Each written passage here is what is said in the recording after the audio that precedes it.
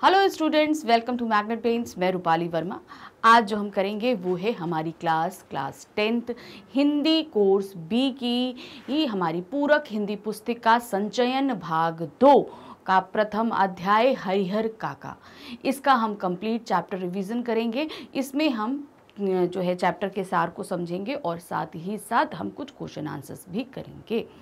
तो ये जो हम करने के लिए जा रहे हैं यानी कि जो क्विक चैप्टर रिवीजन है, तो जाहिर सी बात है कि इसको हम जल्दी जल्दी करेंगे, लेकिन इसका कंप्लीट एक्सप्लेनेशन और एनसीईआरटी सॉल्यूशंस जिन्हें हम पहले भी करा चुके हैं। तो ये जो प्रथम पार्ट हमारा संचयन बुक का है हरिहर काका, ये लिखित है मिथिलेश्वर जी द्वारा। ये एक तरीके से हम बोल सकते हैं संसर्मात्मक जो है वो कथन है। क्यों? क्योंकि जो हमारे लेखक हैं मिथिलेश्वर जी, इनके बचपन से घटित कोई एक कहानी है जो इनके गांव में कोई एक व्यक्ति वृद्ध व्यक्ति थे, उन्हीं को लेकर उन्होंने ये कहानी लिखी है। बड़े होते होते सारी चीज़ें कैसे घटित हुई, क्या हुआ, ये सभी कुछ उन्होंने उसमें लिखा है। तो यहाँ पर जो है लेखक ने खुद जो है काका के साथ रहते थे, खेलते थे, और कैसे कैसे जैसे जैसे समय बीता उनकी क्या क्या कंडीशन होती गई, उनके साथ क्या क्या घटनाएं घटी, ये सभी कुछ इस पार्ट के अंतर्गत हम देखेंगे। तो चलिए फटाफट इसको पढ़ना शुरू करते हैं। चैप्टर जैसे कि हमने देखा था कि बहुत ही बड़ा था, तो यहाँ पर हम इसको फटाफट समझने की कोशिश करेंगे। तो कहाँ से शुरू होता है? मिथिलेश्वर द्वारा लिखी कहानी हरिहर काका ग्रामीण परिवेश में रहने वाले एक वृद्ध व्यक्ति की कहानी है। या ग्रामीण परिवेश मतलब गांव में रहने वाले, आसपास गांव में वो एक बूढ़े व्यक्ति की कहानी है जिसे अपना संपूर्ण जीवन सादगी से व्यतीत किया। जीवन के अंतिम पड़ाव पर वह बेबसी और लाचारी का शिकार हो गया। उसके सगे संबंधी सब स्वार्थी होकर अपनी स्वार्थ सिद्धि में लगे हुए थे। यानी कि एक अकेला व्यक्ति था। ऐसा नहीं हम कहेंगे कि उन्होंने शादी नहीं करी, उन्होंने 2 बार शादी करी, लेकिन उनकी कोई भी संतान नहीं हुई, और उनकी जो दोनों ही पत्नियां थीं वो जल्दी ही स्वर्ग को सिधार भी गईं। तो अब आखिरी में वो अकेले बचे।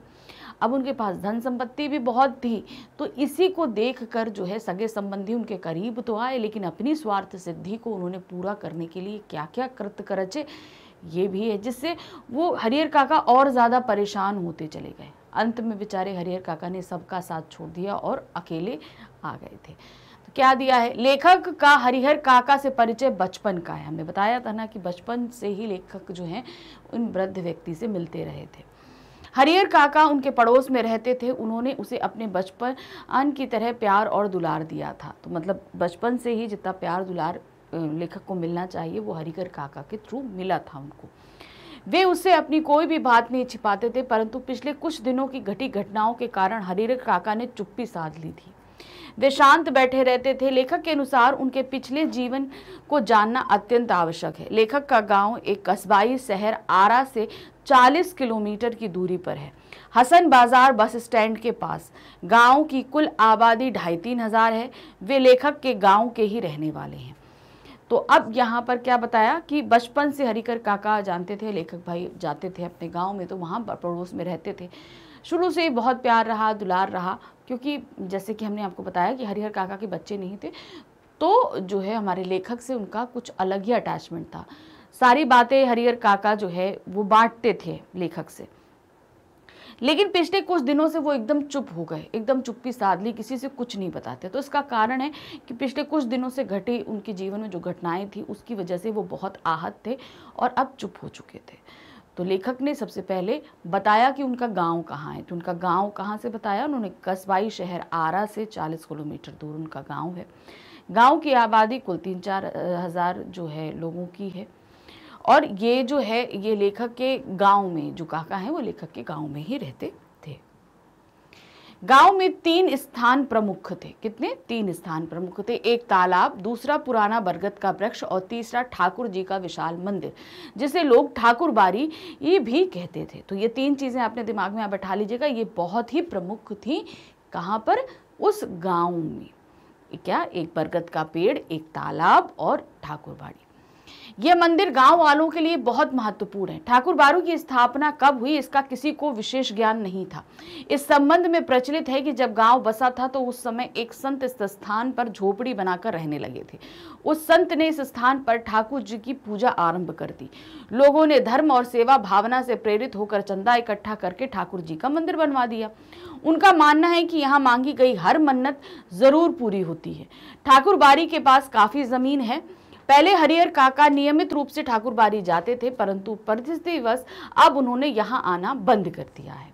तो अब क्या हुआ, तो इन्होंने ठाकुरबाड़ी जो बहुत अहम है, ये पूरी कहानी में बहुत अहम स्थान रखता है। तो पहले हम ठाकुरबाड़ी के बारे में समझेंगे कि ये कब बसा, किसी को कोई नहीं जानता, लेकिन उसमें लोगों का मानना ये था कि बहुत जब ये गांव बसा था तो तभी एक संत आकर रहे थे और उन्होंने यहाँ पर ठाकुर जी की स्थापना करी थी। लोगों ने आकर चंदा इकट्ठा कर उनका मंदिर बना दिया। अब धीरे धीरे ठाकुरबाड़ी के पास उनकी खुद की बहुत सारी ज़मीन हो गई थी जिसपे खेती होती थी और ठाकुरबाड़ी का पालन पोषण भी होता था। अब ये तो हमने ठाकुरबाड़ी के पास में समझ लिया। आगे बढ़ते हैं, हरिहर काका के बारे में हम देख रहे हैं। हरिहर काका के 4 भाई हैं, सभी विवाहित हैं, उनके बच्चे भी बड़े हैं। हरिहर काका ने 2 शादियां की थी, परंतु उन्हें बच्चे नहीं हुए। उनकी दोनों पत्नियां भी जल्दी स्वर्ग सिधार गई। हरिहर काका ने तीसरी शादी बढ़ती उम्र और धार्मिक संस्कारों के कारण नहीं की थी। वे अपने भाइयों के साथ रहने लगे। वे अपने भाइयों के परिवार के साथ ही रहते थे। तो अब क्या थे, हरिहर काका के 4 भाई थे, चारों की शादियां हो चुकी थी, उनके बच्चे भी बड़े हो गए थे। हरिहर काका ने शादी करी थी, 2 शादियां करी, लेकिन उनके कोई बच्चे नहीं हुए, संतान नहीं हुई। तो अब तीसरी शादी उन्होंने करी नहीं और अब कहाँ रह रहे थे वो, अपने ही भाइयों के साथ रह रहे थे। हरिहर काका के पास कुल 60 बीघे खेत था। बहुत ज़्यादा ज़मीन होती है, 60 बीघे खेत। प्रत्येक भाई के हिस्से में 15 बीघे खेत हैं। परिवार के लोग खेती बाड़ी पर निर्भर है। भाइयों ने अपनी पत्नियों को हरिहर काका की अच्छी प्रकार से सेवा करने के लिए कहा है। कुछ समय तक तो वे भली भांति उनकी सेवा करती रही, परंतु बाद में ना कर सकी। अब क्या, सबसे ज्यादा जमीन किसके पास थी, हरिहर काका के पास थी, वो थी 60 बीघा और हर भाई के पास 15-15 बीघे जमीन थी।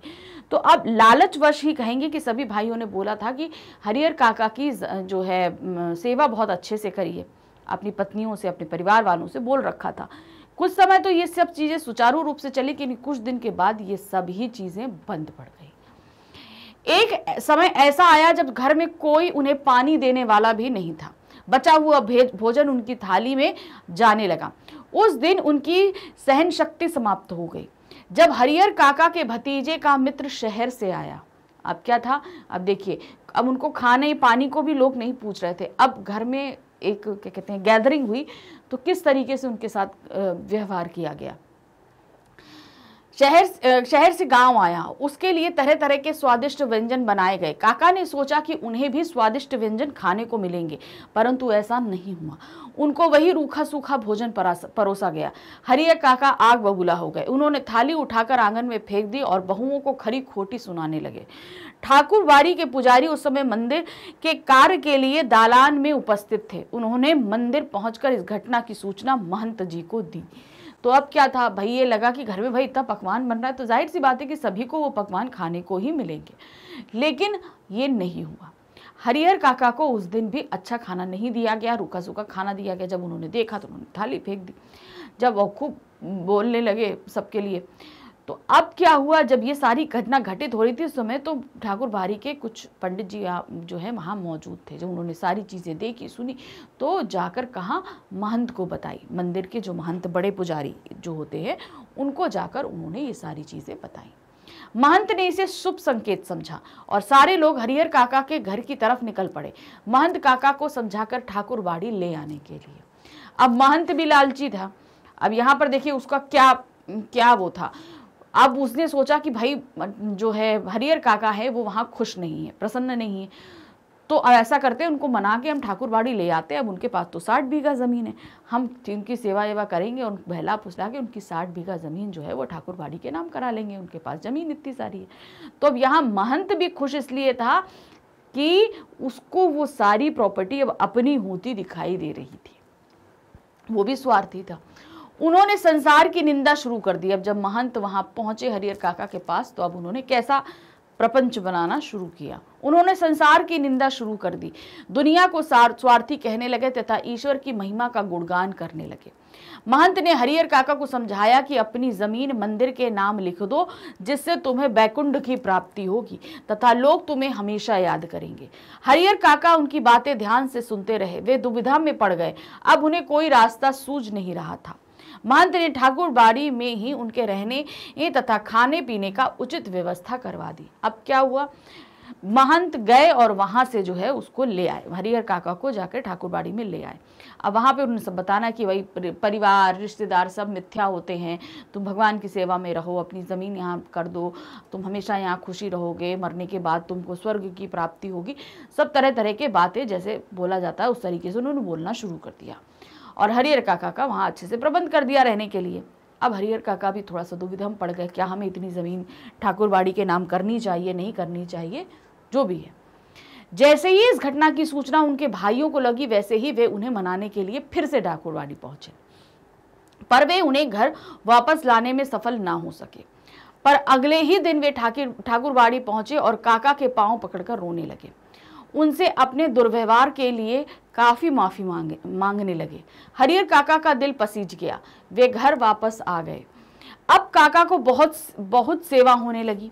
उन्हें जिस किसी वस्तु की इच्छा होती तो आवाज लगा देते, परंतु उन्हें तुरंत मिल जाती, वह वस्तु उन्हें तुरंत मिल जाती। गांव में काका की चर्चा होने लगी। तो अब क्या हुआ कि जो है हरिहर काका को भाई इस तरीके से ले गए, तो उनको फिर से वापस ले आए, उनके भाई जाकर मना बुझा के फिर से वापस ले आए। अब घर में बड़ी उनकी सेवा भाव भगत होने लगा, जो कुछ मांगते उनको तुरंत मिलता, सब होता। अब गांव में भी हरिहर काका की बड़ी चर्चा हो रही थी। घर के सदस्य जमीन अपने नाम लिखवाने का प्रयत्न करने लगे, परंतु हरिहर काका के समक्ष अनेक ऐसे उदाहरण थे जिन्होंने जीते जी अपनी जमीन अपने रिश्तेदारों के नाम लिख दी थी और बाद में पछताते रहे। महंत भी मौका देखते ही उनके पास आ जाते और उन्हें समझाते। तो अब बच्चे क्या कह रहे, जो भाई थे उनके, जो भाई बना लाए थे, अब बहुत सेवा कर रहे थे, तो उसी प्यार पार में बार बार बोलते थे कि भाई आप ज़मीन हमारे नाम कर दीजिए, ज़मीन हमारे नाम कर दीजिए। बस हरिहर काका भी भाई काफ़ी एजेड थे, इतना सब कुछ देख चुके थे, समझ चुके थे, तो वो जानते थे कि उनके सामने ऐसे बहुत से उदाहरण थे कि बहुत से लोगों ने अपने जीवन में जो है वो चीज़ें दे दी, अपनी ज़मीन प्रॉपर्टी जो है सब दे दी थी, और उसके बाद उनकी कोई भी देखभाल करने वाला नहीं रहता था, उनको निकाल के बाहर कर दिया जाता था। और कभी कभी महंत भी जो है उनको बार बार आते रहते थे घर समझाने के लिए कि भाई प्रॉपर्टी दे दो, ठाकुरबाड़ी के नाम कर दो। तो इस तरीके से जो है हरिहर काका को दोनों तरफ से प्रेशर पड़ रहा था ज़मीन के लिए, भाइयों की तरफ से भी और महंत जी के तरफ से भी। कुछ समय बाद महंत जी की चिंताएं बढ़ने लगी। अब महंत भी चाहते थे कि भाई ज़मीन उनके पास में आ जाए, तो वो भी बार बार जा ही रहे थे। तो क्या हुआ, उनकी चिंताएं बढ़ने लगी। वे इस कार्य का उपाय सोचने लगे। एक दिन योजना बनाकर महंत ने अपने आदमियों को भाला, गड़ासा और बंदूक से लैस करके काका का अपहरण करवा दिया। हरिहर काका के भाइयों एवं गांव के लोगों ने जब खबर लगी तब वे ठाकुरबाड़ी बाजार पहुंचे। अब महंत बार बार जा रहे थे, समझा रहे थे कि भैया हमको दे दो दे दो दे दो, लेकिन वो नहीं दे रहे थे, मान नहीं रहे थे हरिहर काका कि नहीं हम भाई क्यों जमीन अपनी भाई ठाकुरबाड़ी के नाम कर दें। अब वो चिंतित हो गए, तो उन्होंने भी अब क्या किया कि भाई उनका अपहरण करा लिया। महंत के बहुत सारे आदमी लेकर गए और वहाँ से अपहरण करा के उन्हें ठाकुरबाड़ी ले आए। जब गांव वाले भाइयों को पता चला तो भाई सब पहुंच गए ठाकुरबाड़ी उनको छुड़ाने के लिए। उन्होंने मंदिर का दरवाजा खुलवाने का प्रयत्न किया, पर वे असफल रहे। तब उन्होंने पुलिस को बुला लिया। मंदिर के अंदर महंत एवं उनके आदमियों ने काका से जबरदस्ती कुछ सादे कागजों पर अंगूठा निशान ले लिए। काका महंत के इस रूप को देखकर हैरान हो गए। पुलिस ने बहुत मुश्किल से मंदिर का दरवाजा खुलवाया, परंतु उन्हें अंदर कोई हलचल दिखाई नहीं दी। तभी एक कमरे से धक्का मारने की आवाज आई। पुलिस ने ताला तोड़कर देखा तो काका रस्सियों से बंधे मिले, उनके मुंह पर कपड़ा ठूसा हुआ था। उन्हें बंधन से मुक्त करवा के उनके भाई उन्हें घर ले आए। अब देखिए, महंत को जब सीधी उंगली से घी निकलता ना दिखाई दिया तो उसने अपनी उंगली को टेढ़ा कर लिया, उसे जबरदस्ती किया, अपहरण कर लिया। अब जब सबने खुलवाने की कोशिश करी तो दरवाज़ा नहीं खोला। पुलिस को बुलाया गया। पुलिस ने भी जैसे तैसे बहुत मेहनत करके मंदिर का दरवाज़ा खोला, देखा अंदर एकदम सन्नाटा, कोई है ही नहीं। तो फिर एकदम से कुछ धक्का देने की आवाज़ आई। तो महंत काका जो है वो थोड़ा सा धक्का दे रहे थे ताकि उनको सुन ले कोई। तो देखा जाके वहाँ ताला लगा था, रूम में ताला तोड़ा गया। देखा तो अंदर हरिहर काका बंधे पड़े थे, मुंह में कपड़ा ठूसा हुआ था। निकाला गया, उनको मुक्त कराया गया। तो उन्होंने पुलिस को बताया कि इन्होंने कुछ सादे कागज़ों पे मुझसे साइन ले लिया है, मतलब मेरे अंगूठे के निशान ले लिए हैं। तो पुलिस ने ये चीज़ रिपोर्ट दर्ज कर ली और जो है काका को उनके भाई घर लेकर चले गए। अब उनका बहुत ध्यान रखा जाने लगा। अब काका एक बार अपहृत हो गए थे तो उनको जो है बड़ा ध्यान से रखा गया। 2-3 लोग रात में उन्हें घेर कर सोते। जब वे गांव में जाते तब भी हथियारों से लैस 2-3 व्यक्ति उनके साथ जाते। उन पर फिर से दबाव डाला जाने लगा कि अपनी ज़मीन अपने भाइयों के नाम कर दें। अब भाई क्या है, ध्यान तो रख रहे थे, लेकिन अब भाई उनके ऊपर प्रेशर डाल रहे थे कि अब वो जो जमीन है अब मेरे नाम कर दीजिए। एक तरफ महंत उनकी जान के पीछे पड़ा था और दूसरे घर वाले, वो उनके खुद के भाई पीछे पड़े थे कि भाई हम आपकी सेवा कर रहे हैं, सब कुछ कर रहे हैं, आप अपनी जमीन हमारे नाम कर दीजिए। अब इनको घर से भी ये प्रेशर पड़ने लगा था। जब एक दिन उनकी सहन शक्ति ने जवाब दे दिया, तब उन्होंने भी भयानक रूप धारण कर लिया। किन्होंने? उनके भाइयों ने। जब उनके भाई इतना समझाते गए, प्यार से हर एक चीज से समझाते गए, नहीं माना। अब उनकी सहन शक्ति समझाने की भी भाइयों की हो गई। अब उन्होंने भी अपना रौद्र रूप धारण किया। किस तरीके से? उन्होंने काका को धमकाते हुए कहा कि सीधे तरीके से तुम हमारे नाम जमीन कर दो, नहीं तो मारकर यहीं घर में ही गाड़ देंगे और गांव वालों को पता भी नहीं चलेगा। हरिहर काका ने जब साफ इनकार कर दिया तो उनके भाइयों ने उन्हें मारना शुरू कर दिया। हरिहर काका अपनी रक्षा के लिए चिल्लाने लगे। भाइयों ने उनके मुंह में कपड़ा ठूस दिया। अब क्या हुआ? भाइयों ने भी उन्हें समझाया, धमकी दी कि हम तुम्हें मार देंगे। जब वो चिल्लाने लगे, खूब मारा पीटा, सब कुछ किया, उनके मुंह में कपड़ा ठूस दिया कि ताकि चिल्लाने की आवाज घर के बाहर ना जा सके। उनके चिल्लाने की आवाज सुनकर गांव वाले इकट्ठा होने लगे। अब जैसे तैसे भी जो थोड़ी बहुत आवाज थी उससे गांव वालों ने सुन लिया और गांव वाले वहां आकर इकट्ठा हो गए। महंत तक भी खबर पहुंच गई। वह पुलिस लेकर वहां आ पहुंचा। अब भाई महंत कैसे छोड़ देता? जब महंत ने काम किया था तो भाई पुलिस लेकर पहुंचे थे। अब भाई जब कर रहे थे तो महंत जी पुलिस लेकर घर पहुंच गए थे। पुलिस ने काका को बंधन मुक्त करवाकर उनका बयान लिया। काका ने बताया कि मेरे भाइयों ने जबरदस्ती इन कागजों पर मेरे अंगूठे के निशान लिए हैं। उनकी दशा देखकर मालूम हो रहा था कि उनकी पिटाई हुई है। अब पुलिस जो महंत जी के द्वारा वहां पहुंची थी, उसने जो है हरिहर काका को मुक्त कराया, उनको आज़ाद कराया। कराने के बाद उनसे भाई पूछा कि क्या हुआ, तो उन्होंने बताया कि भाई ऐसा ऐसा हुआ, मेरे भाइयों ने मेरी पिटाई करी है और साथ ही कुछ कागजों पर मेरे अंगूठे के निशान भी लिए हैं। ये सारे बयान हरिहर काका ने पुलिस को दी और पुलिस तो देख ही रही थी। हरिहर काका को देख के पता चल रहा था कि उनके साथ हाथापाई या उनकी पिटाई की गई है। अब हरिहर काका ने पुलिस से सुरक्षा मान ली। अब हरिहर काका ने देख लिया कि भाई ठाकुरबाड़ी से भी हमें कोई मतलब नहीं, हमारे भाइयों से भी मतलब नहीं। अब उन्होंने सोच लिया कि अब जो करना है वो मैं करूंगा, किसी से कोई मतलब थी। अब उन्होंने पुलिस से प्रोटेक्शन मांगा कि अब मुझे प्रोटेक्शन आप दीजिए। अब वे घर से अलग रह रहे हैं। उन्होंने अपनी सेवा के लिए एक नौकर रख लिया है। 2-4 पुलिसकर्मी उन्हें सुरक्षा दे रहे हैं और उनके पैसों पर मौज कर रहे हैं। अब देखिए, अपनों ने साथ नहीं दिया, बड़ों ने साथ नहीं दिया, तो मजा कौन करेगा? तीसरा ही करेगा। अब उन्होंने एक नौकर रखा है, 3-4 पुलिस वाले हैं, आराम से खा रहे हैं, ऐश कर रहे हैं हरिहर काका के पैसों पर। अब यही चीज अगर भाइयों ने करी होती तो शायद वो ऐश कर रहे होते, लेकिन उनके समझ में ये चीज नहीं थी। उन्होंने क्या किया? उन्होंने हरिहर काका को इतना ज्यादा परेशान कर दिया कि उन्होंने उनका घर भी छोड़ दिया। अब कोई पराया व्यक्ति ही हरिहर काका के पैसों पर मौज कर रहा था। एक नेताजी ने उनके समक्ष प्रस्ताव रखा कि वे जमीन पर उच्च विद्यालय खोल दें, पर काका ने इनकार कर दिया। अब सभी भाई इतनी जमीन देखकर किसी को भी लालच आएगा, तो वो नेताजी भी चले आए कि भाई आप एक विद्यालय खोल दीजिए अपनी जमीन पे। हरिहर काका समझ चुके थे कि मेरी जमीन ही मेरे लिए सबसे बड़ा हथियार है। उन्होंने वो भी मना कर दिया कि मैं उस पर किसी भी तरह का कोई विद्यालय नहीं खोलूंगा। गांव में अफवाहों का बाजार गर्म हो रहा है। लोग सोचते हैं कि काका की मृत्यु के बाद महंत साधुओं एवं संतों को बुलाकर जमीन पर कब्जा कर लेगा। अब काका गूंगेपन का शिकार हो गए हैं। वे रिक्त आंखों से आकाश की ओर ताकते रहते हैं। तो अब क्या है, जिस व्यक्ति को अपनों से ही इतनी ज्यादा मार मिल चुकी हो, सब कुछ हो, कोई उनका साथ ना दे, तो जाहिर सी बात है वो व्यक्ति अंदर तक टूट जाता है। तो महंत काका के साथ भी ऐसा हुआ। वो अंदर तक टूट चुके हैं, उन्हें किसी पे विश्वास नहीं है। जो पहले बहुत जो बोलते थे, अब बिल्कुल चुप हो चुके हैं, लेटे हुए आसमान की तरफ देखते रहते हैं, ना किसी से बात करते हैं, ना कुछ करते हैं। लोग सोचते हैं कि इनके मरने के बाद इनकी ज़मीन का क्या होगा, महंत हथियार लेगा कि भाई ले लेंगे क्या। अभी तक सब अपने अपने तरीके से सब बातें करते हैं। क्या होगा उनके मरने के बाद उनकी ज़मीन का, किसी को कुछ भी पता नहीं है। तो इस तरीके से इस पार्ट की जो समरी थी वो हमने यहाँ पर फिनिश करी। अब इसी पार्ट से रिलेटेड कुछ क्वेश्चन आंसर्स हमारे पास है, जिन्हें हम देखते हैं। पहला क्वेश्चन है, हरिहर काका की किस स्थिति ने लेखक को चिंतित कर दिया था? यानी ऐसे लेखक ने ऐसा क्या देखा था हरिहर काका में जिसको देखकर वो परेशान हो गए थे। हरिहर काका को वो बचपन से जानते थे, हंसना खेलना कूदना सब कुछ करते थे, लेकिन अब जब वो देख रहे थे तो एकदम चुपचाप हो गए थे।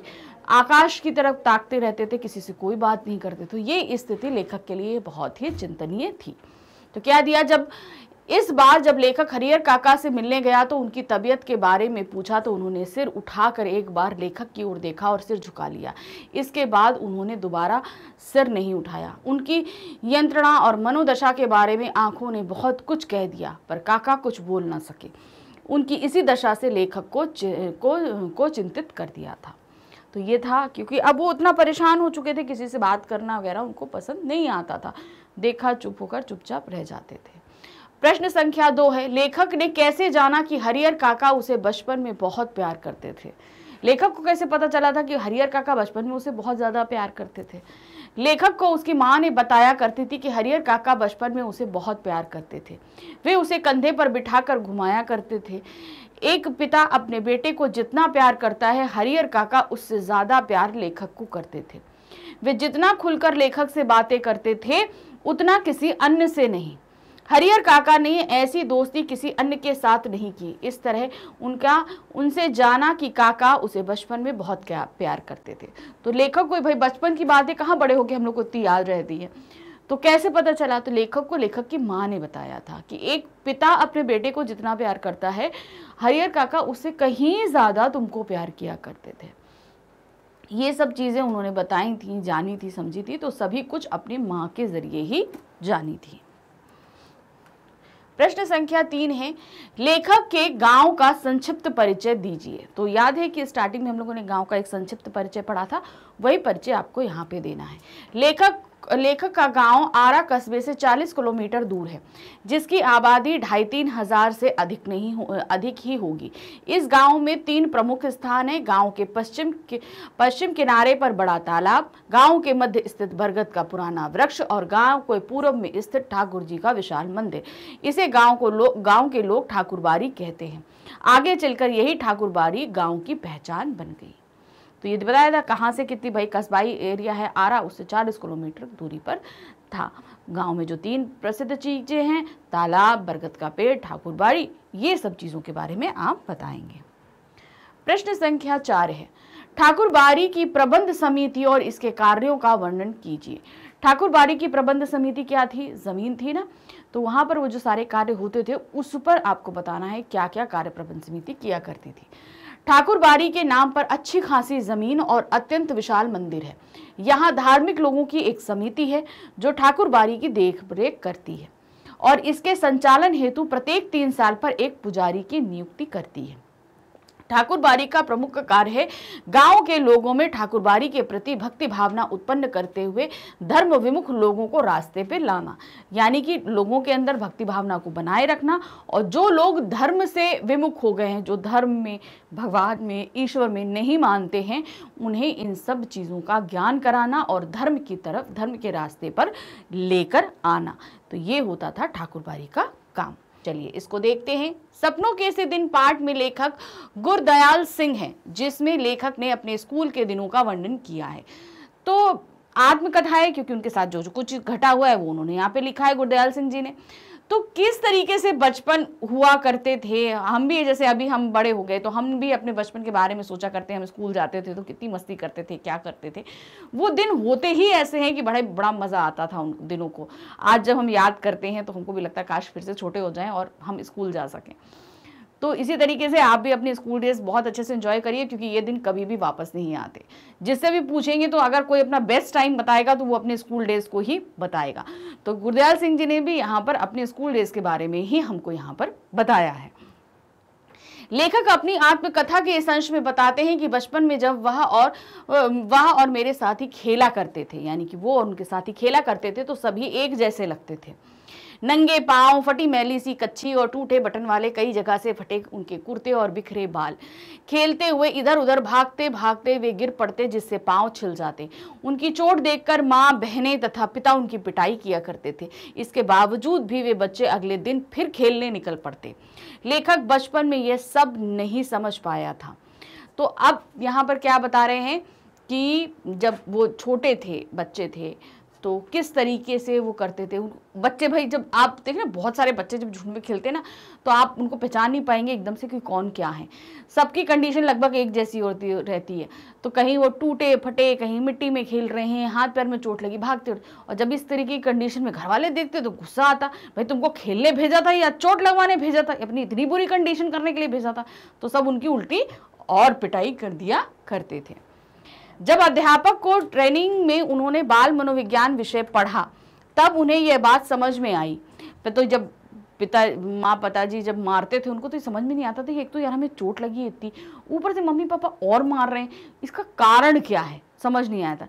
तो जब आगे चल के उन्होंने बाल मनोविज्ञान पढ़ा हमारे लेखक ने, तो उन्हें इस बात का मतलब समझ में आया कि क्यों ये हमको पिटाई पड़ा करती थी। सभी बच्चों की आदतें मिलती जुलती थी। उनमें से अधिकतर स्कूल नहीं जाते थे या फिर पढ़ने में रुचि ना लेते थे। तो जो इनका गैंग था, इनके बच्चों, जो इनके फ्रेंड्स इनका और पूरा था, उसमें कुछ बच्चे ऐसे थे जिन्हें पढ़ने में मन नहीं आता था, और कुछ ऐसे थे जो स्कूल ही नहीं जाते थे, मगर लेखक तो जाते थे भाई। तो अब जब हमारी संगत ऐसी रहेगी तो जाहिर सी बात है कि हमारा भी पढ़ने में मन नहीं लगेगा। भाई कुछ तो स्कूल ही नहीं जा रहे हैं, और कुछ जो जा रहे हैं उनका पढ़ने में मन नहीं है। तो अब लेखक की भाई कंडीशन भी लगभग ऐसी सी ही हो जाएगी। पढ़ाई का महत्व नहीं समझा जाता था। स्वयं माता पिता भी पढ़ने में रुचि नहीं लेते थे। वे उन्हें पंडित घनश्याम दास के डंडे पढ़वाकर हिसाब किताब सिखा देना आवश्यक समझते थे। तो अब क्या होता था, जो बच्चे स्कूल नहीं जाते थे, उनके पेरेंट्स जो है पढ़ाई की इम्पोर्टेंस को नहीं समझते थे कि पढ़ाई ज़रूरी है, आगे चल के ये बहुत काम की आएगी। तो उन्हें लगता था फालतू का है, जाना है, पैसा देना है, क्या यार फालतू का काम है, तो वो पढ़ाई नहीं कराते थे। लेकिन जो बच्चे जाते थे उनके पेरेंट्स को लगता था कि बस किसी तरीके से इनको हिसाब किताब आ जाए। कहने का मतलब भाई आगे चल के जोड़ घटाना, पैसे लेना देना, गिनना वगैरह, ये सब चीज़ें आनी चाहिए। तो बस ये चाहते थे किसी तरह इनको स्कूल भेजो ताकि एक पढ़ने थोड़ा सा हिसाब किताब सीख जाए, चाहे इसके लिए उनको घनश्याम दास जो मैथ्स के टीचर थे उनके डंडे खाने पड़े तो खाएं, लेकिन हिसाब किताब ये सभी सीख जाएं। लेखक के आधे से ज्यादा साथी राजस्थान या हरियाणा से आकर मंडी में व्यापार या दुकानदारी करने आए परिवारों के थे। तो जो उनके जितने भी फ्रेंड्स थे ना, वो कहाँ से आए थे, राजस्थान और हरियाणा से उनके सब पेरेंट्स आकर यहाँ पर बसे थे। तो उन्हीं के बच्चे थे, उन्हीं के साथ ही सब खेलते थे। उनकी बोली कम समझ में आती थी, मतलब राजस्थानी भाषा और हरियाणवी भाषा उन लोगों को कम समझ में आती थी। उनकी बोली पर हंसी भी आती थी, पर लेखक पर खेलते समय कभी कभी ये बोली समझ में आ जाती थी। अब लेखक इन सब की बोलियों को नहीं समझ पाते थे, सुनते थे तो हंसी आती थी, लेकिन खेलते समय क्या होता है ना, सब कुछ समझ में आ जाता है। कोई भी लैंग्वेज हो, कुछ भी हो, खेलते समय वो सब कुछ समझ लिया करते थे। बचपन में बच्चों को सब कुछ अच्छा लगता था, केवल उन्हें स्कूल जाना अच्छा नहीं लगता था। लेखक को अपने स्कूल जाने का रास्ता याद था, जिसके दोनों ओर कांटेदार झाड़ियां थी। उनके पत्तों की महक नीम जैसी थी, जिसे लेखक आज भी अपनी सांसों में अनुभव करता है। स्कूल की क्यारियों में कई तरह के फूल लगे हुए थे, जिन्हें वे लोग चपरासी की नजर बचाकर तोड़ते थे। अब बचपन में आज भी अगर किसी बच्चे से पूछो ना, तो जरूर बोलेगा मुझे स्कूल जाना अच्छा नहीं लगता। सभी बच्चे ऐसा होते हैं, ये सब भी यही था भाई। ये बचपन में सभी बच्चे स्कूल जाना बिल्कुल पसंद नहीं करते थे, लेकिन लेखक जिस रास्ते से स्कूल जाते थे वो रास्ता उन्हें बिल्कुल अच्छा जाता। कांटेदार झाड़ियाँ थी, उनकी पत्तों की महक एकदम नीम जैसी, कसैली जैसी नहीं, कड़वाहट सी होती है वैसी थी। स्कूल में फूलों की क्यारियाँ थी और उन फूलों को भाई चपरासी तोड़ने नहीं देता था। तो जब चपरासी नहीं रहता था तब लेखक और उनके मित्र जो है मिलकर वहाँ के फूल तोड़ लिया करते थे। नई कक्षा में जाना अच्छा लगता था, यानी कि एक क्लास को पास करके जब हम दूसरी क्लास में पहुंचते हैं, नए पहुंचते हैं, तो बड़ा अच्छा लगता है। परंतु साथ में डर भी लगता था कि मास्टरों से पहले से अधिक मार पड़ेगी। भाई अब जैसे सिलेबस बढ़ेगा, समझ में नहीं आएगा, तो जैसे बड़ी क्लास में पढ़ेंगे तो अब मार भी ज़्यादा पड़ेगी। उन दिनों स्कूल में 1.5 महीना पढ़ाई होने के बाद 1.5-2 महीने की छुट्टियाँ होती थी। पहले जो है ना क्या होता था, जब हम नई क्लासेस में पहुँचते थे तो 1-1.5 महीना की पढ़ाई हुई और करीबन 2-2.5 महीने की समर वेकेशन हुआ करती थी। तो यही चीज़ चल रही थी। छुट्टियों के शुरू के 2-3 सप्ताह खेलने में बीत जाते थे, यानी कि स्टार्टिंग में बस हमें खेलना है। वे अपनी माँ के साथ नाना के घर जाकर छुट्टियों का भरपूर आनंद लेते थे। यदि किसी कारण नाना के घर नहीं जाते तो घर के पास बने तालाब में सारा दिन खेलते। अब सही लोग होता है कि भाई जब हम लोग की छुट्टियाँ होती हैं तो सीधे सीधे नाना के घर भागते थे। हम भी भाई अब जब पढ़ते थे तो हमारी भी जब समर वेकेशन होती थी तो हम भी फट से अपने नाना नानी के यहाँ चले जाया करते थे। तो यही होता था, सभी आप लोग भी लगभग यही करते होंगे। बहुत से बच्चे ऐसा है कि भाई छुट्टियां हुई, चलो नाना नानी के यहाँ चलते हैं। तो वही हम सभी लोग करते थे, वही लेखक भी करते थे। तो शुरू में तो भाई जाया करते थे, और अगर कभी नहीं जा पाया, किसी टाइम नहीं गए, तो घर के पास उनके तालाब था और सारा दिन उसी तालाब में डुबकी लगाना, निकालना, खेलना, यही काम किया करते थे। तालाब में नहाकर गीले बदन ही पास में पड़ी रेत में खेलते और फिर तालाब में कूद जाते। ऐसा वे एक बार नहीं, ना जाने कितनी बार करते थे। उनमें कोई भी अच्छा तैराक नहीं था। यदि कोई बच्चा गहरे पानी में चला जाता था तो दूसरे बच्चे उसे भैंस के सींग या पूंछ पकड़ बाहर आने की सलाह देते थे। इसी तरह छुट्टियों का 1 महीना बीत जाता था। अब क्या होता था, नाना नानी के घर गए तब तो मजा करने, और नहीं गए तब क्या होता, तालाब जाते थे। और तालाब में क्या करते थे, तालाब से नहा के निकले, पूरा बदन गीला है, बगल में रेत थी, रेत में लौट जाए था, सारी रेत जमीन बदन में लग गई, फिर से तालाब में कूद गए, फिर से निकले, रेत में गए, फिर से तालाब में कूद गए। और ऐसा एक बार नहीं, बहुत बार करते थे और बड़ा मजा आता था इन लोगों को। अब तालाब में एक एरिया ऐसा होता है ना कि जहाँ जाके बीच में जाके डीप हो जाता है, गहरा हो जाता है, तो आप वहाँ पे नहीं, अगर कोई बच्चा वहाँ चला जाए तो भैंसें भी भाई उसी तालाब में घूमा करती थी। तो वो क्या कहते कि भैया भैंस की सींग या पूंछ पकड़ो और उसको मारो, तो भैंस बाहर की तरफ भागेगी तो तुम भी बाहर की तरफ चले आओगे। तो ये सजेशन उन्होंने क्या था, अपने उन दोस्तों को दिया करते थे जो बीच गहरे तालाब में चले जाया करते थे। और इसी तरह जो है छुट्टियों का जो 2-2.5 महीने का समय होता था, उसमें 1 महीना इस तरह बीत जाया करता था। 1 महीना शेष रहने पर, अब क्या है 1 महीना बचा है, स्कूल से मिले काम की याद आने लगती थी। समर हॉलीडे वर्क भी तो मिलता है ना, तो समर हॉलीडे वर्क कब उनको याद है कि भैया अब 1 महीना बचा है, अभी होमवर्क नहीं हुआ है, अब क्या किया जाए। हिसाब के अध्यापक को 200 सवाल करके लाने के लिए कहते थे। हिसाब के अध्यापक यानी मैथ्स टीचर जो है वो 200 सम्स करके लाने के लिए बोलते थे कि आपको करके लेके जाने हैं। बच्चे अपने मन में हिसाब लगाते कि यदि 10 सवाल भी प्रतिदिन किए जाएं तो 20 दिन में काम समाप्त हो जाएगा। यानी कि हम एक दिन आज 10 सवाल करते हैं, कल करेंगे, परसों करेंगे, तो अगर हम इस तरीके से करेंगे तो 20 दिन के अंदर हमारे 200 सवाल हो जाएंगे। बच्चों ने ये गणित बैठाई कि इस तरीके से हम अपना होमवर्क खत्म कर लेंगे,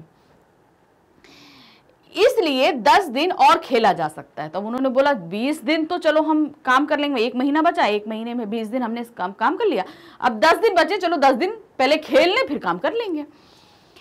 10 की बजाय 15 दिन खेल में निकल जाते थे। अब जो 20 दिन सवाल के रखे थे उसमें से 5 दिन और कम हो गए। 15 सवाल प्रतिदिन करने की सोचकर 1-2 दिन और खेल में निकल जाते थे। ऐसे ही हिसाब लगाते लगाते छुट्टियां कम होती जाती और स्कूल जाने का भय सताने लगता। अब हिसाब तो लगा लेते कि आज इतने कर लेंगे, मगर सवाल एक भी नहीं होते, और धीरे धीरे छुट्टियां खत्म होने लगती और अब लगने लगता डर कि अब स्कूल जाएंगे, सवाल नहीं किए तो अब मास्टर की डांट खाएंगे। कुछ सहपाठी ऐसे भी थे जो काम करने से अच्छा मास्टर जी की पिटाई खाना उचित समझते। उन्होंने कौन काम करे, ज्यादा ज्यादा मारेंगे ना मार लें, कोई दिक्कत नहीं है। ऐसे भी कुछ लोग थे। उनका नेता था ओमा, यानी कि ये जो सारे बच्चों का झुंड था उसमें एक जो है होता है, सभी बच्चों के झुंड में एक नेता होता है, तो उसमें जो था एक नेता था, उसका नाम था ओमा।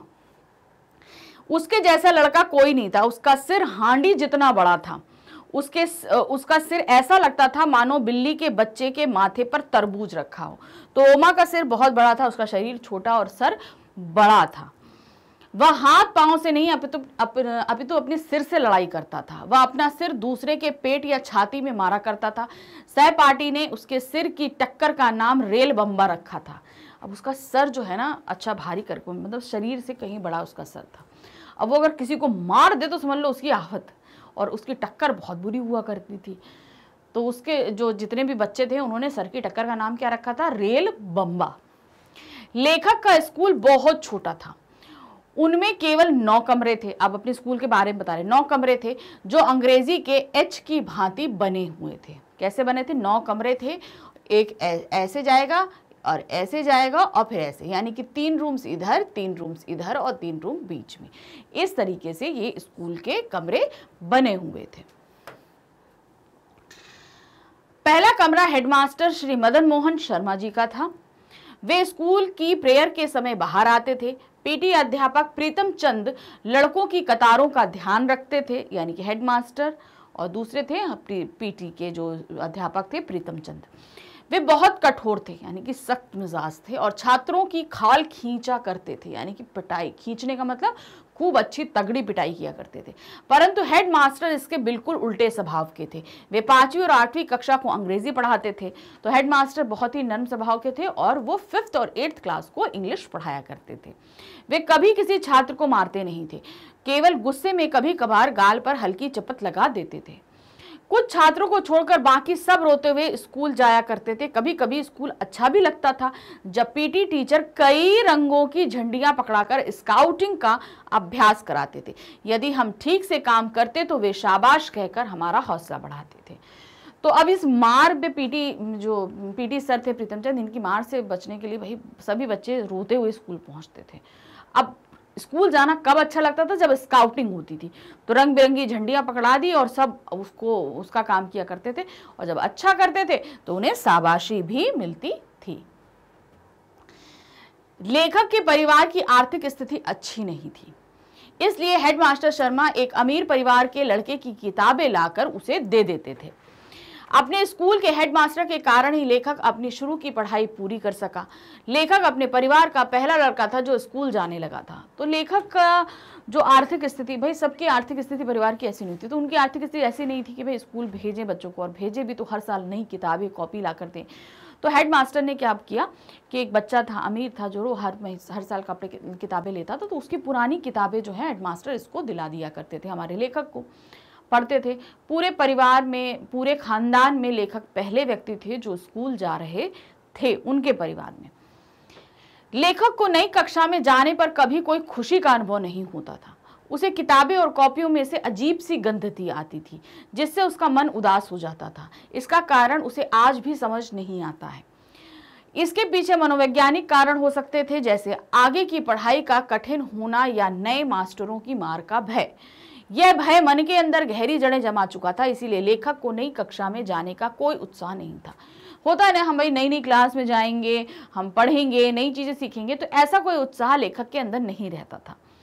कारण ये जो भी कारण उन्हें आज तक समझ में नहीं आया, तो अगर उन्होंने मनोविज्ञान पढ़ा है तो उसके हिसाब से उन्हें लगता था कि उनके मन में जो मार का जो डर है और सिलेबस का ज़्यादा हो जाने का जो डर है, इसी डर के कारण वो ये कार्य नहीं कर पाते थे शायद। उन्हें इसलिए ये अच्छा नहीं लगता था कि वो नई क्लास में जाएं।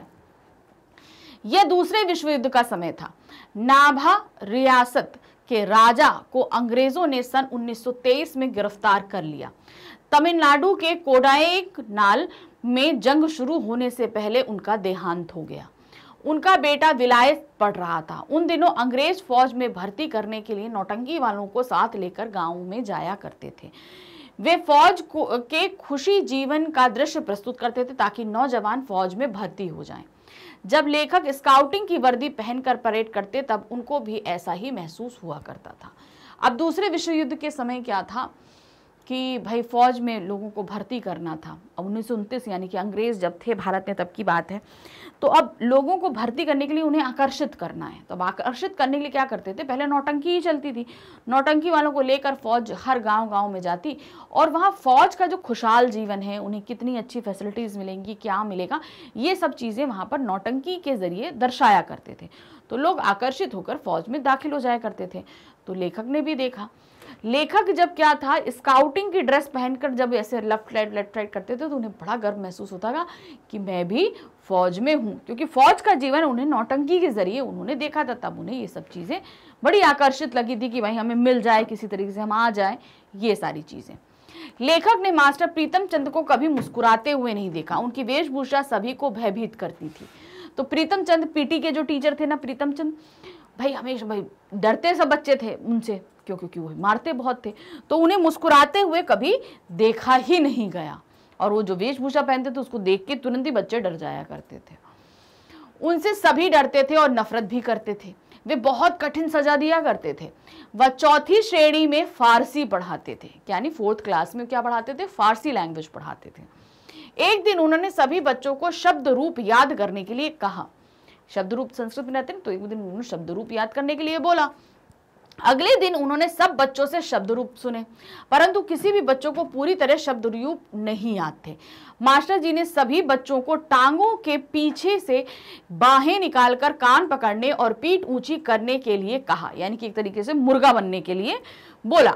कमजोर बच्चे सहन नहीं कर सके और 3-4 मिनट में वे गिरने लगे। जब लेखक की बारी आई तो उसी समय हेडमास्टर शर्मा जी उधर से निकले।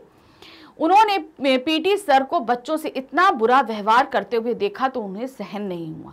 उन्होंने उन्हें बहुत डांटा और उनकी शिकायत डायरेक्टर को लिखकर भेज दी। जब तक ऊपर से आदेश नहीं आ जाते तब तक पीटी सर को स्कूल में नहीं आ सकते थे। तो अब क्या था, जो पीटी सर थे उनसे सभी डरते भी थे और चिढ़ते भी थे, क्योंकि वो सजाएं जो देते थे वो बहुत भयानक होती थी। तो एक बार जब उन्होंने शब्द रूप याद करने के लिए दिया तो भाई किसी ने बच्चे ने ठीक से नहीं याद हो पाया, नहीं सुना पाए। तो अब सजा के रूप में क्या दिया कि भाई पैरों के बीच से हाथ निकालो कान पकड़ के और पीठ ऊंची करके हो जाओ। तो एक तरीके जैसे मुर्गा बनाया जाता था उस तरीके से बनाया गया उन सभी को। जब ये देखा गया तो जब लेखक की बारी आई तब तक जो है वो जो हेडमास्टर थे वो वहां से गुजरे, शर्मा जी। अब जो है तुरंत जब उन्होंने देखा तो उनको बहुत गुस्सा आई कि वे बच्चों के साथ इतना अमानवीय व्यवहार किया जा रहा है। तो उन्होंने पीटी सर को डांटा भी और तुरंत ही उनकी शिकायत डायरेक्टर से कर दी। और उनको जब तक ये शिकायत का कोई जवाब नहीं आता तब तक उन्हें स्कूल में आने के लिए मनाही कर दी थी कि अब वो स्कूल नहीं आएंगे और अब वो अपने क्वार्टर में ही रहेंगे। पीटी मास्टर अपने घर पर आराम करते रहते, मतलब अब तो स्कूल नहीं आ रहे तो भाई बच्चे भी उनकी खुलची लेने के लिए उनके घर पहुंच जाते, तो क्या देखते कि वो घर पे आराम कर रहे हैं। उन्हें अपनी नौकरी की बिल्कुल भी चिंता नहीं थी। वे अपने पिंजरे में रखे तोतों को दिन में कई बार भीगे हुए बादाम खिलाते थे और उनसे मीठी मीठी बातें करते थे। बच्चों को यह एक चमत्कार लगता था कि जो मास्टर स्कूल में बच्चों को बुरी तरह मारता है वह अपने तोतों के साथ कैसी मीठी बातें करता है। मतलब उस व्यक्ति को जिसको कभी बच्चों ने हंसते नहीं देखा, हमेशा मारते हुए ऐसी बुरी सजाएं देते हुए देखा। तो जब ये लोग बच्चे पहुंचे उनके घर पे उनको देखने के लिए कि भैया देखे प्रीतम चंद्र जी कैसे हैं, बड़े मजे लेने पहुंचे ना, बच्चे सभी शैतान होते हैं, तो वो मजे लेने के लिए प्रीतम चंद्र के घर पहुंच गए कि भाई क्या है। तो देखा कि बड़े पिंजरे में तोता रखा है, तोते को भीगे हुए बादाम खिला रहे हैं और उससे बड़ी मीठी मीठी बातें कर रहे हैं। तो बच्चों को बड़ा आश्चर्य हुआ, ये स्कूल में बच्चों से तो सीधे मुंह बात नहीं करते और तोते से इतनी मीठी मीठी बातें कर रहे हैं। तो यहाँ पर जो है हमारा ये पार्ट खत्म हुआ। हमने किस तरीके से उनके स्कूल के जो दिन थे, बचपन के जो कुछ एक दिन का एक जो पार्ट था गुरुदयाल जी का, वो आपके सामने रखा। आई होप इनको याद करके आप भी अपने बच्चे स्कूल जब आप 4th-5th में रहे होंगे, जब स्कूल जाते होंगे, जो यादें हों तो उन्हें ज़रूर याद करिएगा। आई होप आपको बहुत मज़ा आएगा। अब बात है इसी चैप्टर के कुछ क्वेश्चन आंसर्स पे हम आ जाते हैं। पहला प्रश्न है, बच्चों की यह स्वाभाविक विशेषता होती है कि खेल ही उन्हें सबसे अच्छा लगता है। सपनों के ऐसे दिन नामक पाठ के आधार पर स्पष्ट कीजिए। आप किसी भी बच्चे से पूछिए, खेलने का नाम लीजिए, तुरंत तैयार हो जाएगा। पढ़ने को बोलो तो 2 बार, मम्मी 2 मिनट, पापा 2 मिनट, अरे 2 मिनट रुक जाओ अभी पढ़ते ना, अरे 5 मिनट दे दो। मगर खेलने को बोला तुरंत हाँ चलो खेलते। तो ये बच्चों के अंदर जो बात होती है ना, ये क्यों? सपनों के ऐसे दिन नामक पाठ से ज्ञात होता है कि लेखक और उसके बचपन के साथी मिलजुल कर खेलते थे, यानी कि वो सिर्फ खेलते रहते थे, उन्हें खेलना बहुत अच्छा लगता था।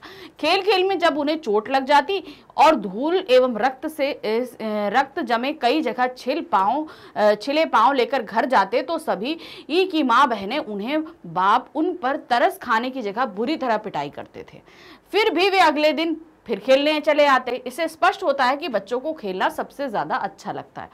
अब इसको आप ऐसे समझिए, आप लोगों के भी भाई बहन होंगे, पड़ोस में बच्चे होंगे, आप कभी इस तरीके से देखना, ये तो हमने पाठ के आधार पे समझा, तो एक मनोवैज्ञानिक तौर पे अगर देखोगे कि बच्चे को अगर खेलते खेलते चोट लगी तो उससे बोलो कि नहीं बेटा खेलना नहीं जाना, इससे चोट लग गई ना, अब तुम नहीं जाना, तो वो कहेगा नहीं हम तो खेलने जाएंगे। और अगर उसको पढ़ते समय मान लीजिए कहीं पढ़ाई, स्कूल जा रहा है, स्कूल जाते समय गिर गया या स्कूल में कहीं चोट लग गई या घर में ही काम कर रहा है, पढ़ाई कर रहा है, वो किसी वजह से उसको चोट लग गई, तो अगर उसे बोलो कि नहीं पढ़ाई करो, कह रहे मम्मी कल हमें चोट लग गई थी, आज मैं पढ़ाई नहीं करूंगा। तो ये बच्चों के अंदर होता है, खेलने के लिए कुछ भी कर सकते हैं मगर पढ़ने के लिए 2 मिनट पीछे हो जाते हैं। तो ये चीज ये हमने ये वक्तव्य के द्वारा आपको बताया कि पाठ के अनुसार किस तरीके से था ये वक्तव्य। प्रश्न संख्या 2 है, लेखक के बचपन के समय बच्चे पढ़ाई में रुचि नहीं लेते थे, स्पष्ट कीजिए। अब जो घटना ये पाठ में हुई थी वही चीज हमें यहाँ पर बतानी है कि जब नहीं लेते थे, वो जो बात उन्होंने कही है पाठ में वो हम यहाँ पर लिखेंगे। अपने बचपन के दिनों में लेखक जिन बच्चों के साथ खेलता था उसमें अधिकांश तो स्कूल जाते ही ना थे, और जो कभी गए भी वे पढ़ाई में अरुचि होने के कारण किसी दिन अपना बस्ता तालाब में फेंक कर आ गए और फिर स्कूल गए ही नहीं। उनका सारा ध्यान खेलने में रहता। स्पष्ट है कि लेखक के बचपन के दिनों में बच्चे पढ़ाई में रुचि नहीं लेते थे। तो जो उनका पूरा गैंग था, जो लोग राजस्थान और हरियाणा से आए थे, उनमें क्या था, बच्चे ज़्यादा पढ़ने में रुचि नहीं रहते। अधिकतर तो स्कूल जाते नहीं थे, और जो स्कूल जाते थे उनका मन भी नहीं लगता था, और कभी कदार अगर स्कूल गए तो वहाँ से मन नहीं हुआ, आके अपना बैग तालाब में फेंक दिया कि अब नहीं पढ़ना, उसके बाद नहीं जाना। तो ये जो लाइनें हैं, इनसे ये व्यक्त होता है कि जो स्कूल जाते लेखक के जो मित्र थे वो सभी जो है वो पढ़ाई में किसी भी तरह की रुचि नहीं लिया करते थे। प्रश्न संख्या 3 है, लेखक के बचपन में बच्चों के ना पढ़ पाने के लिए अभिभावक अधिक जिम्मेदार थे। इससे आप कितना सहमत हैं? यानी कि लेखक के बचपन में जो अभिभावक, जो बच्चे मित्र थे, उनके अभिभावक यानी कि पेरेंट्स जो हैं वो ज़्यादा जिम्मेदार थे बच्चों के ना पढ़ पाने के लिए। ये आप इस बात से कितना सहमत हैं, आपको ये बताना है। लेखक के बचपन में अधिकांश अभिभावक अपने बच्चों को स्कूल भेजने का प्रयास नहीं करते थे, ये उन्होंने बताया भी है। परचूनिये और अढ़ाइती जैसे कारोबारी भी अध्यापक से कहते कि मास्टर जी, इसे कौन सा तहसीलदार लगवाना है, थोड़ा बड़ा हो जाए तो पंडित घनश्याम दास की मुनीमी का काम सिखा देंगे। स्कूल में अभी तक यह कुछ भी नहीं सीख पाया। इससे स्पष्ट है कि बच्चों की पढ़ाई ना हो पाने के लिए अभिभावक अधिक जिम्मेदार रहते थे। मतलब क्या था, पेरेंट्स खुद ही इंटरेस्ट नहीं लेते थे कि बच्चे पढ़ें। उन्हें लगता था यार कौन सा बड़ा आदमी बनना है, इतना पैसा कमाना है, कुछ करना है, थोड़ा जोड़ घटाना सीख जाए, हिसाब किताब सीख जाए तो हम पंडित जी के पास लगा देंगे अड़ाती में। तो इस तरीके से वो माँ बाप खुद नहीं चाहते थे कि बच्चे कुछ ज़्यादा इंटरेस्ट ले। तो भाई बच्चे कहाँ से इंटरेस्ट लेंगे जब खुद पेरेंट्स ही नहीं चाहेंगे कि बच्चे पढ़ें। प्रश्न संख्या 4 है, गर्मी की छुट्टियों के पहले और आखिरी दिनों में लेखक ने क्या अंतर बताया है? पहले दिन और आखिरी दिन में। पहले दिन से तो भाई छुट्टियां शुरू हुई तो खूब हड़कम रहती थी, 1 महीना तक खूब मस्ती होती थी।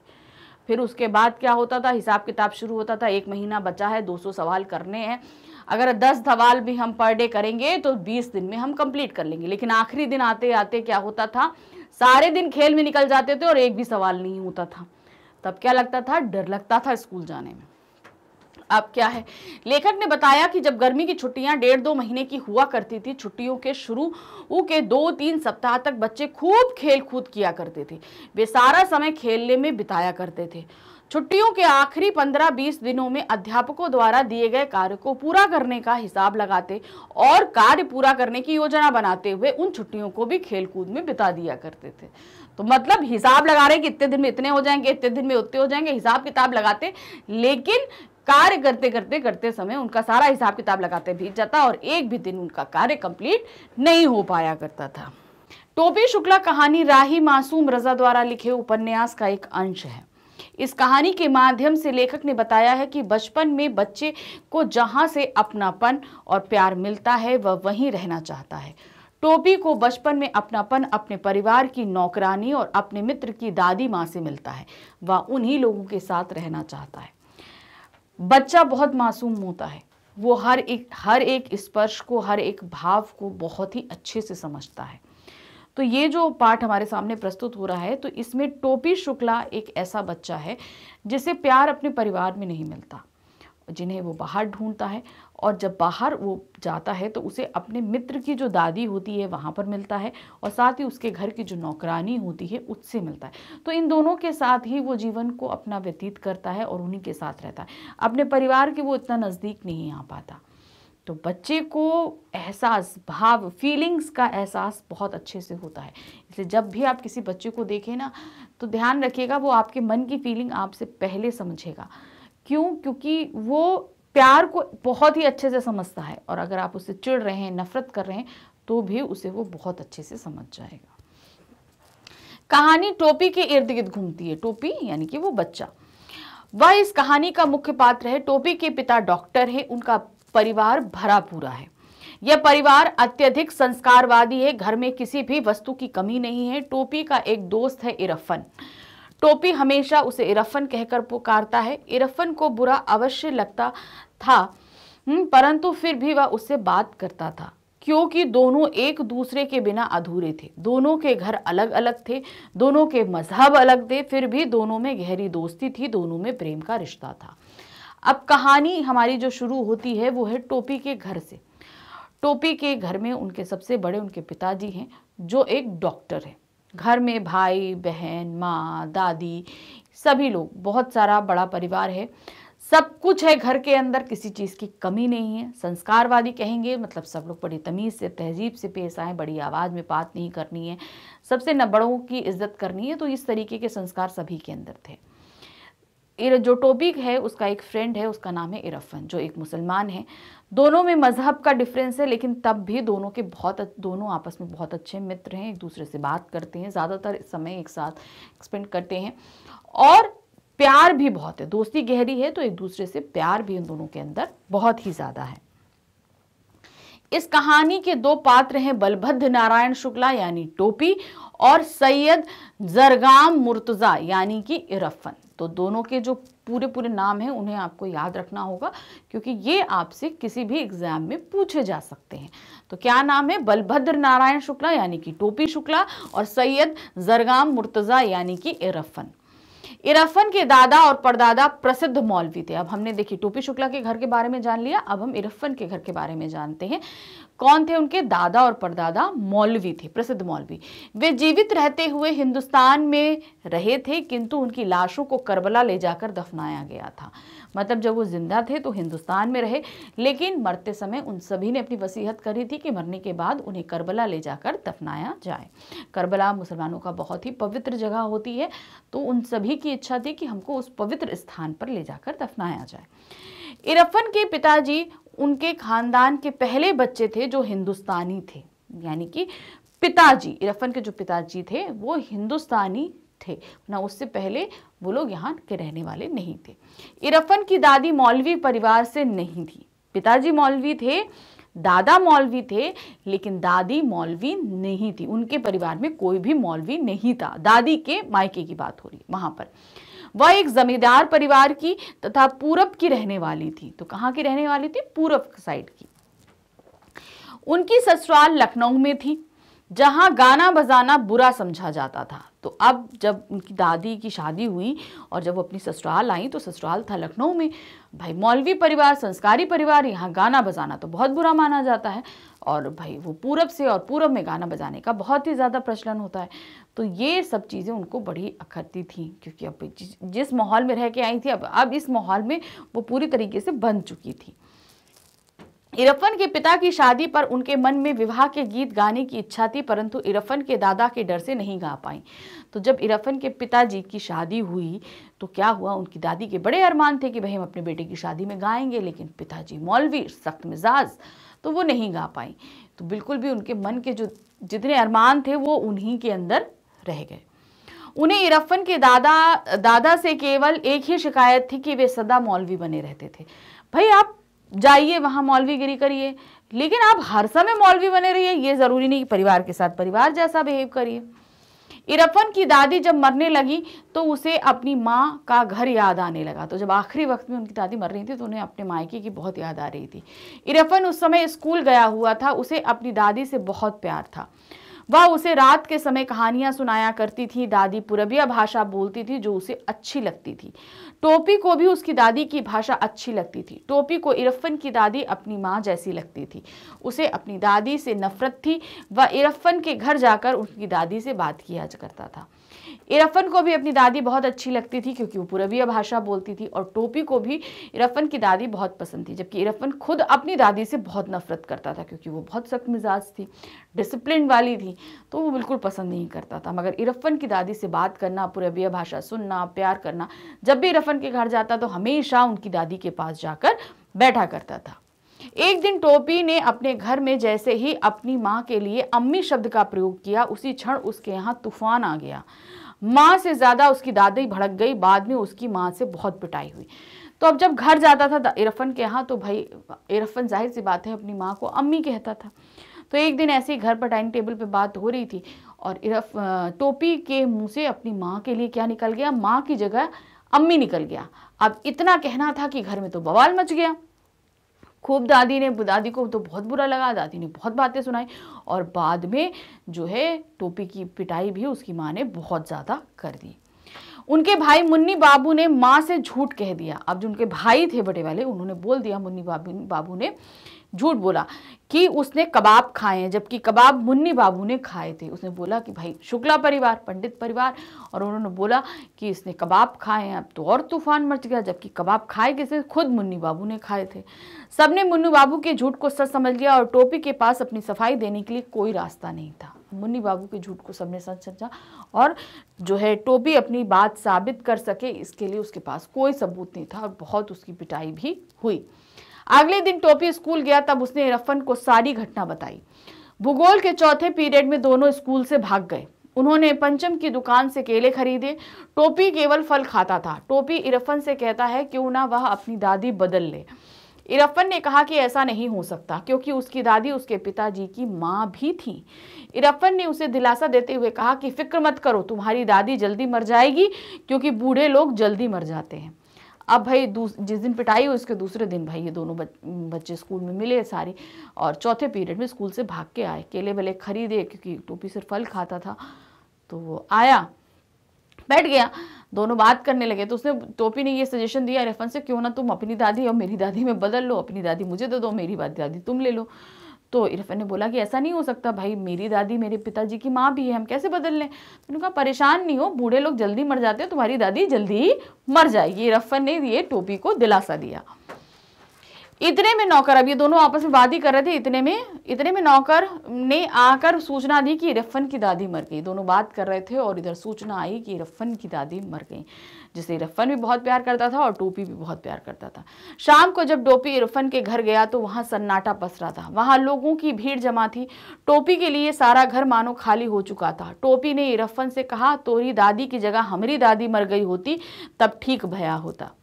अब टोपी जब शाम को इरफन के घर पहुंचता है तो वहाँ बहुत लोग थे, लेकिन उसके लिए वो घर खाली हो गया था क्योंकि वो दादी से बहुत प्यार करता था और दादी अब थी नहीं। तो उनको बड़ा तकलीफ होती है।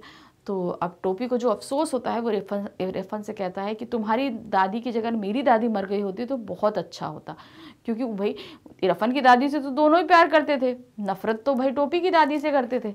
तो इसलिए टोपी को इस चीज़ की बहुत तकलीफ हो रही थी।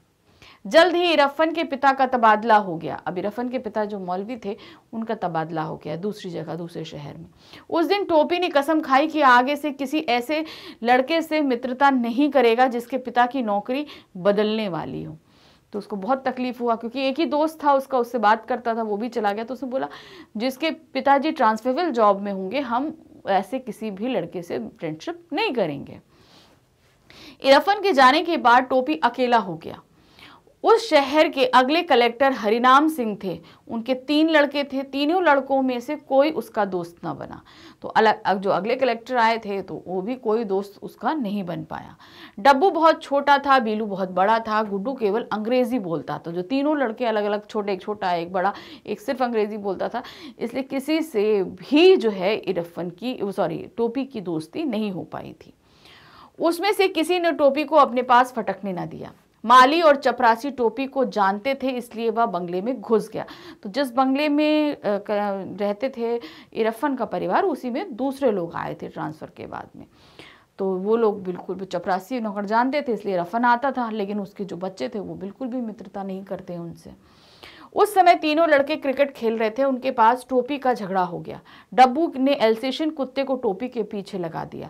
टोपी के पेट में 7 सुइयां लगी, तब उसे होश आया। फिर उसने कभी भी कलेक्टर के बंगले का रुख नहीं किया। तो अब क्या हुआ, चपरासी और नौकर उसको जानते थे इसलिए बंगले के अंदर आने दिया। अब क्या हुआ, तो खेल खेल में जो है तीनों लड़कों से टोपी का झगड़ा हो गया। तो उनके एक लड़के ने जो है अल्सेशियन कुत्ता छोड़ दिया, कुत्ते ने टोपी को काट लिया। अब टोपी बेहोश हो गया। तो उसको 7 सुइयां, पहले लगता था ना 7 सुइयां पेट में लगती थी कुत्ते के काटने के बाद, तो वो जब लगा तब टोपी को होश आया और तब टोपी ने ये कहा कि अब वो बंगले में कभी भी नहीं जाएगा। इसके बाद टोपी ने अपना अकेलापन घर की बूढ़ी नौकरानी सीता से दूर किया। तो अब वो सीता से बहुत प्यार करता था क्योंकि सीता से उसे अपनापन मिलता था, जैसे दादी से मिलता था इरफन की दादी से। तो अब वो किसके साथ रहने लगा, वो नौकरानी के साथ ज़्यादा समय गुजारने लगा। सीता उसे बहुत प्यार करती थी, उसका हर दुख दर्द समझती थी। घर के सभी सदस्य उसे बेकार समझते थे। घर में सभी के लिए सर्दी के गर्म कपड़े बने। तो अब वो दादी उसको, जो सीता थी, वो उसको बहुत अच्छे से समझती थी, हर चीज़ उससे शेयर करता था, लेकिन घर का कोई भी सदस्य उसके साथ कोई भी बात शेयर नहीं करता था। अब एक बार क्या हुआ, घर में सभी के लिए गर्म कपड़े बने, परंतु टोपी को मुन्नी बाबू का उतरा कोट, भाई सबको नए कपड़े मिल रहे थे, लेकिन टोपी को मुन्नी बाबू का पुराना कोट दिया गया। उसने इसे लेने से इनकार कर दिया। उसने कहा कि नहीं, हम पुराना कोट नहीं लेंगे। टोपी ने मना कर दिया। उसने वह कोट घर की नौकरानी केतकी को दे दिया। उसकी इस हरकत पर दादी क्रोधित हो गई। उन्होंने उसे बिना गर्म कपड़े के सर्दी बिताने का आदेश दे दिया। अब उसे पुराना कोट दिया जा रहा था तो उसे बहुत बुरा लगा, तो उसने वो कोट क्या है, वो एक नौकरानी थी केतकी, उसको दे दिया कि तुम लोग। अब ये बात जब दादी को बुरी लगी तो उन्होंने कहा तो तुम अब बिना गर्म कपड़े के ठंड को बिताओगे, अब तुमको एक भी गर्म कपड़ा नहीं मिलेगा। टोपी 9वीं कक्षा में 2 बार फेल हुआ था। अब भाई उसके बाद पढ़ते पढ़ते भाई 9th क्लास में आ गया। 9th क्लास में वो 2 बार फेल हो चुका था, जिस कारण उसे घर में और अधिक डांट पड़ने लगी थी। भाई एक ही क्लास में जब बार बार फेल होगा, भाई बच्चे का मन कहीं नहीं लग रहा था, तो वो बार बार फेल हो रहा था। तो जो है उसको घर में भी बहुत सभी लोग डांटने लगते थे। जिस समय वो पढ़ने बैठता उसी समय घर के सदस्यों को बाहर के कुछ ना कुछ मंगवाना होता था। अब बच्चा एक तो पहले पढ़ने में कमजोर, मन नहीं लग रहा, ऊपर से जब वो पढ़ने बैठता तो घर के लोग कुछ ना, भाई बेटा वहाँ जाके ले आओ, और ले आओ, वो ले आओ, तो उसका और मन नहीं लगता था। स्कूल में भी उसे अध्यापकों ने सहयोग नहीं दिया। स्कूल के अध्यापक भी उसे ज़्यादा नहीं सपोर्ट कर पा रहे थे कि कुछ एक्स्ट्रा पढ़ा दें, समझा दें, ऐसा कुछ नहीं था। अध्यापकों ने उसे 9वीं में लगातार 3 साल फेल होने पर उसे नजरअंदाज कर दिया। 3 साल फेल हो गया तो अब उसको नजरअंदाज करके, अरे बेकार लड़का, फालतू का लड़का है, तो अध्यापकों ने भी इतना ध्यान नहीं दिया। पिछले दर्जे के छात्रों के साथ बैठना उसे अच्छा नहीं लगता था। अब जो उससे छोटे थे अब उसके साथ बैठने लगे थे। ये बात भी टोपी को बिल्कुल भी पसंद नहीं आती थी। कोई भी ऐसा नहीं था जो उसके साथ सहानुभूति रखता, उसे परीक्षा में पास होने के लिए प्रेरित करता। घर और स्कूल में किसी ने भी उसे अपनापन नहीं दिखाया। उसने स्वयं ही मेहनत की और 3री श्रेणी में 9वीं पास कर ली। अब क्या हुआ, कोई उसे सपोर्ट नहीं कर रहा, कोई उसे समझ नहीं रहा, कोई उसे हेल्प नहीं कर रहा, लेकिन तब भी टोपी ने मेहनत करी और 3rd टाइम जो है 3री बार वो 3rd पोजीशन में 9th में पास हो गया। उसके 9वीं पास करने पर दादी ने कहा कि उसकी रफ्तार अच्छी है, 3रे वर्ष में 3री श्रेणी में पास तो हो गए। अब जब वो 3री बार 9th में पास हो गया 3rd पोजीशन में, तो दादी ने उसको टॉन्ट करते हुए कहा कि तुम्हारी रफ्तार अच्छी है भाई, तुम 3री बार 3री श्रेणी में, वो भी 3rd पोजीशन में पास हुए। तो दादी तो भाई पहले ही उसको इतना पसंद नहीं करती थी, तो वो भी उसको काफ़ी टॉन्ट करती हैं। तो यहाँ पर ये पार्ट ख़त्म हुआ। इस पार्ट ने हमको ये बहुत चीज़ बताने की कोशिश करी है कि बच्चों को हेल्प की ज़रूरत होती है, नज़रअंदाज नहीं करिए। आप जितना हेल्प करेंगे बच्चे आपके उतने करीब आएंगे। प्यार से समझाइए, अपनेपन से समझाइए, वो बिल्कुल समझेंगे।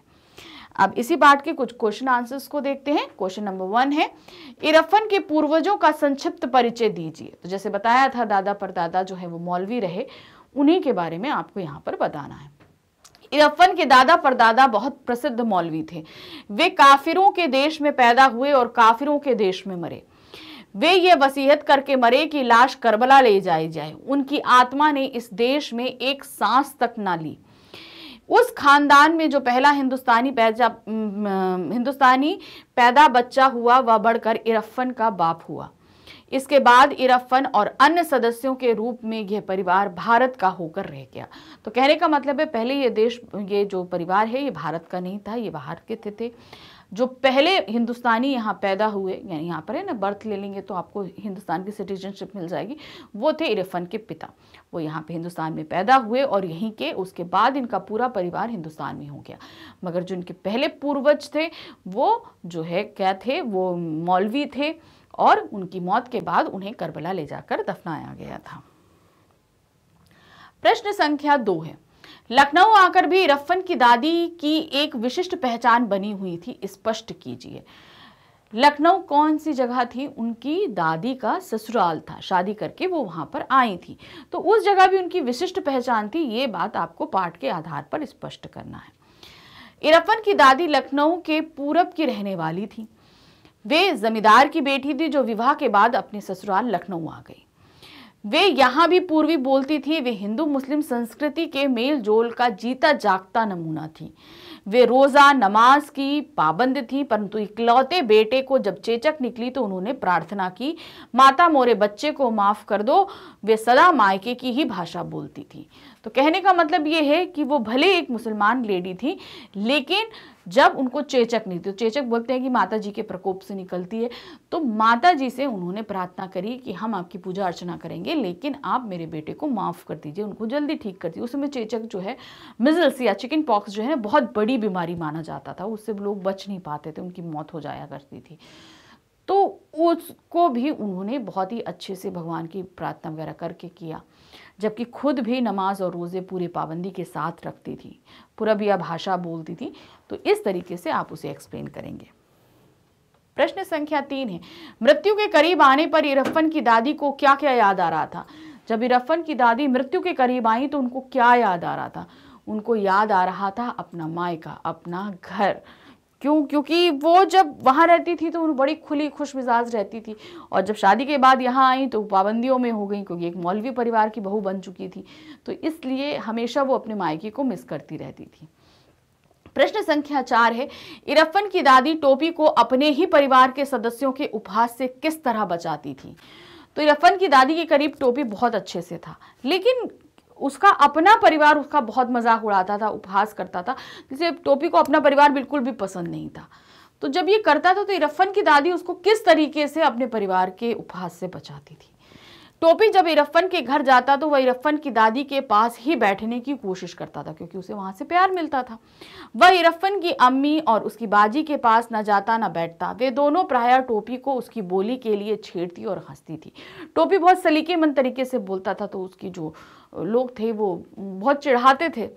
जब बात बढ़ने लगती तो दादी ही बीच बचाव करती और कहती कि तू उधर जाता ही क्यों है। इस तरह वे टोपी को अपने ही परिवार के सदस्यों द्वारा किए गए उपहास से टोपी को बचाती थी।